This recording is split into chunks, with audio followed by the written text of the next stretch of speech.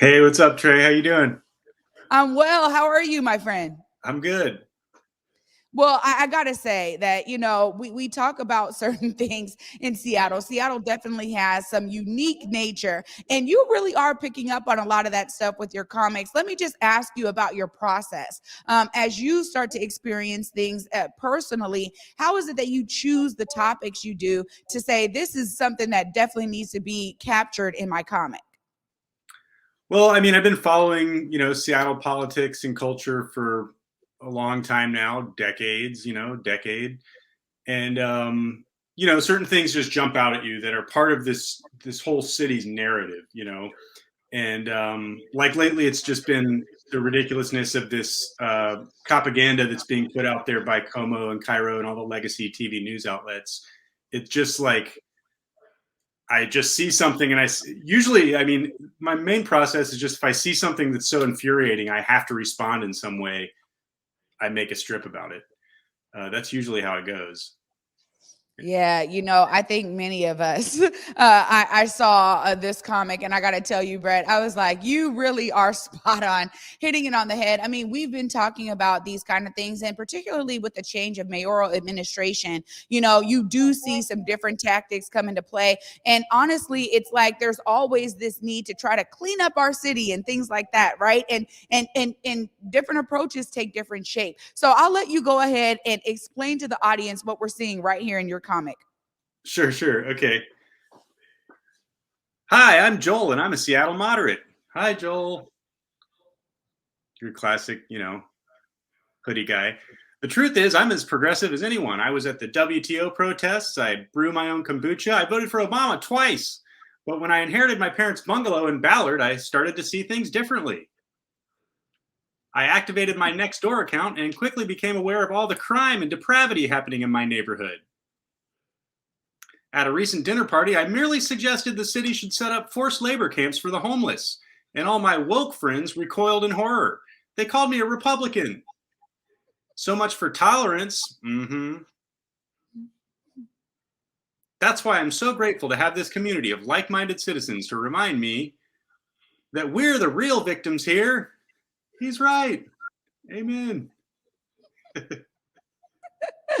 Oh my goodness, Brett. I mean, honestly, you do it well, my friend. You capture it well. I mean, this is something that we've been seeing here. We talk about Seattle being so progressive, and yet we just keep seeing this gap widening when we're talking about our classes, when we're talking about the generations of wealth being handed down, and when we talk about homelessness in our city, we just keep seeing it rise, Brett. And I know that a lot of people say, well, look, a lot of people come to Seattle, they flood here because services are here. But the ideas of cleaning up these streets has taken a toll. I mean, what are some of your takeaways and what you're really hoping the audience takes away from this comic? Well, the basic point of the comic is that people consider themselves progressive just by virtue of living in Seattle and being surrounded by like minded people.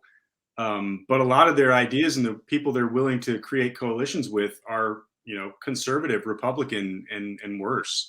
You see it all the time where people are willing to trade progressive values just for some kind of comfort they think they're going to get from not having to see homeless people. And kind of the kicker of the whole thing is that like a lot of these so-called solutions in hashtag one Seattle are really just about ameliorating people's discomfort at seeing homeless people. They're not even about, fixing the problems of homelessness or throwing more resources at the people who are experiencing this. They're about throwing resources at the people who have to see it on their daily commute or whatever, which is just always mind-blowing to me that there's a large, probably majority voting bloc in this city that considers themselves the victims of homelessness Mm. because they have to see it around them, which just is just such a shocking lack of compassion. It's hard to even conceive of, but it's so normal. It's so normalized now. And then you see like, Como News will go out there and they'll literally do a news spot about a certain street corner that people have complained about. And then 2 days later, Bruce Harrell will come give a speech and say, we cleaned it up. And then a day after that, the same people will be back there. The only difference is they painted over the really cool mural that was there. So as I see this news footage of Russian propaganda and how the people in Russia believe that they're they're not invading Ukraine. I understand that disconnect, because we all saw that in 2020 when like national news media was saying that the city was literally on fire and burning to the ground. Meanwhile, I'm walking around on Capitol Hill looking for a place to get a latte. It's just, Yeah. the disconnect is so wild, and a lot of it is just is to push a political agenda. And it's surprising that folks like our new mayor have decided to buy into this whole Trump American carnage narrative of, our cities are disgusting, filthy, burning messes, and we need to send in the jackboots to clean it all up.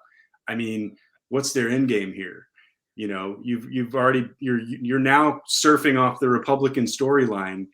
Where are you going to take us from there?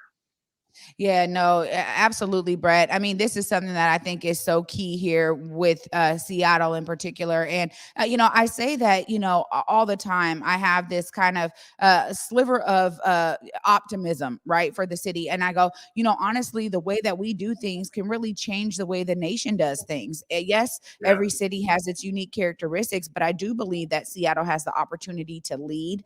And, I think, many people were saying, okay, with a change in mayoral administration, maybe we'll see some of those things take shape. So it does, kind of get to an unfortunate part when you start to see that things are like, wow, it's taken a turn that we didn't know it was going to take. And, we do have the regional homelessness authority, right? And I think, when we had Mark Dones on, they were saying that, look, they're like, it's my job to ensure that the tactics that haven't worked for the last 30 years around, homelessness, that we actually find some real solutions. And it's one of those things for me where I'm like, look, we need those solutions right here in our city. It doesn't matter where people are coming from. We do see it here. And, weeks ago, Omari shared some footage of just his walk down here to the studio and seeing, these security officers, throw a homeless guy from one side of the street to the other side of the street just to clear him out from in front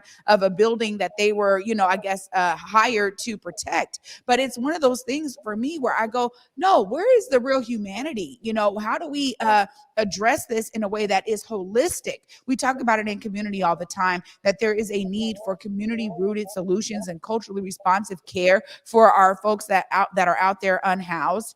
We do see different efforts, but you're so right with this comic, Bret. I mean, I just think you hit the nail on the head. And hopefully, when I saw this, I just thought those who really understand and that they fit this mold, that they see themselves in this and that it makes them think differently about their approach. I'm always, every time we get into conversations out there in community, let me tell you, even for some in the Black community that are like, oh no, I had to call the police because these guys were over here. And I'm going, what? You called the police on homeless people because they were trying to find a place to like sleep for the night? I definitely think that you really hit the nail on the head with this one, Bret. Please let our audience know how they can follow up with you and make sure that they are staying in tune with all the things you're producing over there. Great work. Thank you. Yeah, you can always check out my weekly Sunday comics on Instagram or over at the South Seattle Emerald website. I put those out every week, so you get to see what's driven me crazy this week. And it's usually a lot of the same themes and dealt with in different ways. You can also buy the first best of collection of Sunday comics, which I now have on sale. You can go to my Twitter or whatever and look for the link. This is 60 pages. This is 2 or 3 years of the Durkin administration. It's called Bye Bye Tear Gas Jenny.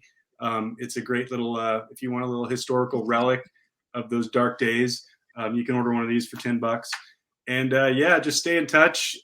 It's always fun when people repost comic strips like that one to the Ballard neighborhood Facebook group, and people just lose their minds and spin themselves in circles trying to explain why that's not about them. So yeah, share, say hi. There we go. Share and buy. Bret, thank you so much for joining me today. Great work as always, and looking forward to, the comics you have coming up. Appreciate you, bro. Thanks, Trey. Great talking to you.